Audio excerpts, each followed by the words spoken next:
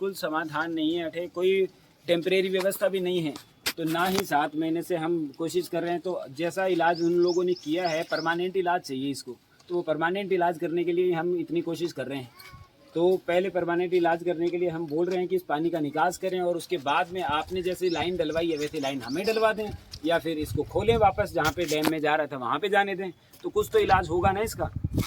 भाई अब उन लोगों का कहना ये है कि यहाँ डैम की व्यवस्था है, डैम बनाएंगे। अब बनाएंगे कब, उन्होंने ये नहीं बताया कब बनाएंगे। भाई 20 दिन से पहले ये कहा था कि बोले डैम बनेगा बनेगा, बारिश का मौसम है, तो ये कह दिया कि जितने दिन बारिश का मौसम उतने दिन इस डैम को खुला दो, भैया नाली खोल दे, वहाँ पानी जाता रहेगा, और उसके बाद यहाँ जो डैम बने तो उसमें जोड़ देना। लेकिन वो चीज़ मतलब उस चीज़ को मानने के लिए तैयार नहीं है कि भाई अपन मतलब डैम खोलेंगे नहीं खोलेंगे, नाली खोलेंगे, कुछ मतलब कुछ भी करने के लिए तैयार नहीं है। बस ये करें हाँ ठीक हो जाएगा हो जाएगा हो जाएगा, बस ये मतलब सांत्वना दे रहे हैं इस चीज़ की। अब देखो कंडीशन ये है कि यहाँ मतलब रहना है, विश्वास हो रहा है भाई, खाना खाना बच्चों को लेना, मतलब एक महीने में 3-4 बार तो हॉस्पिटल चक्कर हो रहे हैं कि बच्चों को कभी इस बड़ी गुड़िया को, कभी छोटी गुड़िया को, कभी बहन को बस दिखा के लाओ, डॉक्टर को बस पास जाते रहो आते रहो, तो वो भी कहते हैं कि आपके हो क्या गया, आप कैसे घूम रहे हो बार बार, तो क्या कहें उनको भी। मतलब परेशानी इतनी ज़्यादा हो रही है, मतलब हद से ज़्यादा हो रही है। आप इधर देखो तो मतलब ये देखो तो ये जगह भी पूरी खराब हो रही है, आगे पूरा खराब हो रहा है, सामने से मतलब मकान पूरे खराब हो रहे हैं। नगर पालिका को आप कब से अवगत करवा रहे हैं? नगर 7 महीने से अवगत करवा रहे हैं। नगर पालिका क्या जवाब रहता है? उनका जवाब ये रहता है कि चलो अपन करते हैं, वो डैम मतलब क्या नाम टैंकर निकला देते हैं, 1-2 टैंकर निकालते हैं, उसके बाद उनके बाद कुछ समाधान नहीं उनका। भाई एक टैंकर के अंदर 4000 लीटर पानी आता है, और यहाँ पे 2 लाख लीटर से ज़्यादा पानी डेली की आता है, तो वो कैसे निकलेगा वहाँ के पानी? आप देखो कितना है, इतना पानी की निकास नहीं हो सकता टैंकर वगैरह से, वो परमानेंट सुविधान नहीं है। और एक दिन भी नहीं हुआ, जिस दिन बारिश होगी उस दिन और पानी आ जाएगा, तो उसका समाधान ही नहीं है।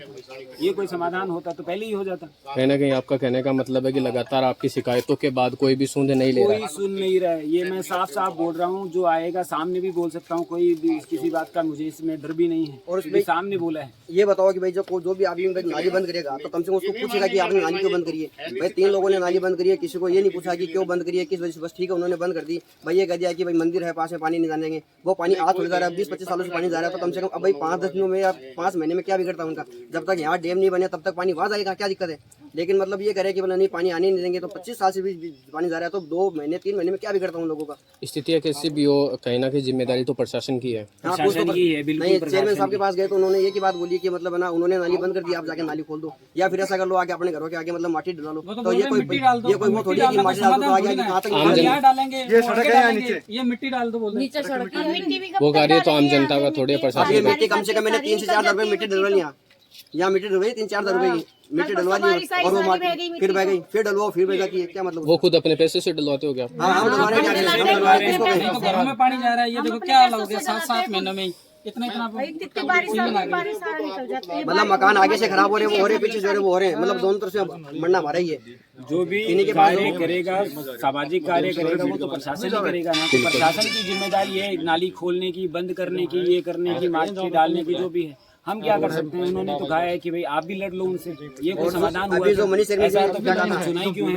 चेयरमैन साहब ने भी क्या कहा था कि हम उनको बैठाने की बात कर रहे हैं, उन्होंने कोई मतलब बैठाने का समाधान कुछ नहीं कहा। उन्होंने ये बोला कि आप जाके बैठो, आप उनको बुलाओ, मतलब उन्होंने तो ये कह दिया कि आप ही जो करो, आप जो समाधान करोगे वही अपन कर देंगे। तो मतलब उन लोगों को भी हम बुला के लाए, और हम बुला के लाए तो वो सामने वाले आते नहीं है। और चेयरमैन साहब ने कभी नहीं बुलाया हम लोगों को कि दोनों एक पक्ष में बैठो, कभी नहीं बुलाया। हम जाते तो ये कहते हैं हमारे पास टाइम नहीं है, थोड़ी देर बाद आना, फोन पे बात करते तो आज नहीं बोला कल करेंगे कल करेंगे। आज 4 दिन हो गए, सैटरडे से मैं उनके पीछे घूम रहा हूँ, फोन भी करता हूँ, लेकिन मतलब कोई जवाब नहीं है। कहते हैं अभी बिजी हूँ, बाद में बात करो, अभी बिजी हूँ, बाद में बात करता हूँ। बस उनको बुला लो, और क्या कहते हैं, हमें जो कहते हैं कि समाधान आप बताओ हम क्या कर सकते हैं। तो मतलब हम थोड़ी बैठे हैं वहाँ समाधान बताने के लिए। भाई हम तो अपनी समस्या दे सकते हैं, भाई समाधान तो करना उनको ही है। भाई फिलहाल सत्ता में वो बैठे, हम थोड़ी बैठे हैं कि मैं बताऊँ ऐसे करो वैसे करो, हमारे चलने कौन देगा है। अब वो 3 लोगों की वजह से मतलब पूरा मोहल्ला खराब हो रहा है। अब उन 3 लोगों का मतलब इतना है कि सत्ता भी उनके पीछे कुछ नहीं करे, बताओ।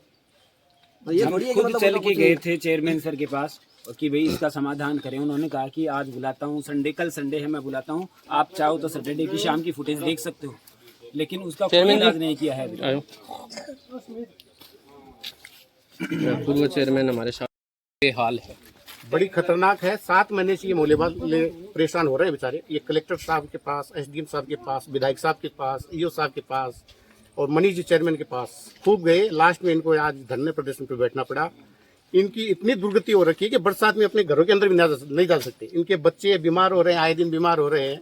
तो इतनी बड़ी समस्या विकट बनी हुई है कि खाना भी कैसे खाते हैं। मतलब आज देखा है ये आके आप मौके पर मेरे पास ये 7 महीने से आ रहे हैं, लेकिन मैंने कहा भी सत्ता में वो है, चेयरमैन जी के पास जाओ, विधायक जी के पास वो कर देंगे आपका समाधान, लेकिन समाधान नहीं हुआ।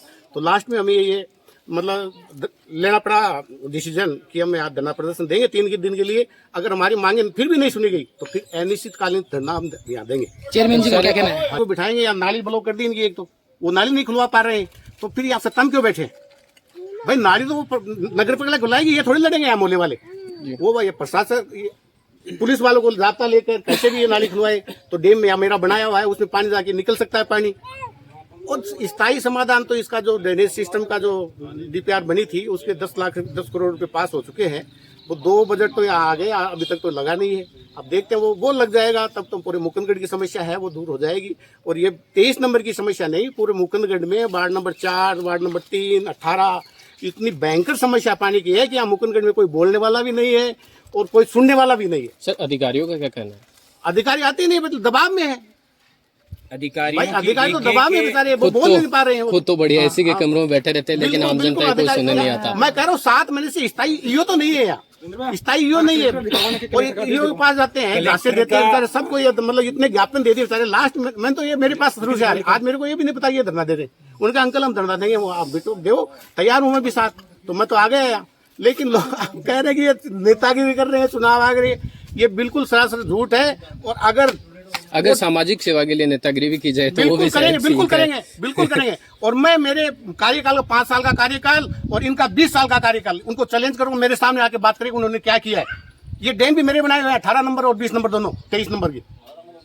नगर पालिका में बैठने तक की जगह नहीं थी इनके पास, 4 पाई डालते थे उसमें। मैंने एसी लगवाई है, टेबल लगवाई है, सोफा लगवाई है, सामने हॉल बनवाया, मैंने बनवाया है। वो मेरे सामने आके चैलेंज करता हूँ मैं इनको, मेरे डिबेट करें मेरे कार्यकाल का, इनका 20 साल का डीपीआर भी हमने बनवाई थी यहाँ की, गंदे पानी डीपीआर हमने बनवाई थी। ये एप्लीकेशन इन्होंने क्या किया ये बता दो मेरे को। पास गई एप्लीकेशन ये कलेक्टर की है, कलेक्टर को दी थी जो कि 9/5/25 तारीख को दी थी। और उन्होंने कहा कि कार्रवाई करें, और एसडीएम सर के पास में जाके उन्होंने भी कहा कि कार्रवाई करेंगे। ये नगर पालिका के पास जाके वो भी कार्रवाई कर ही रहे हैं।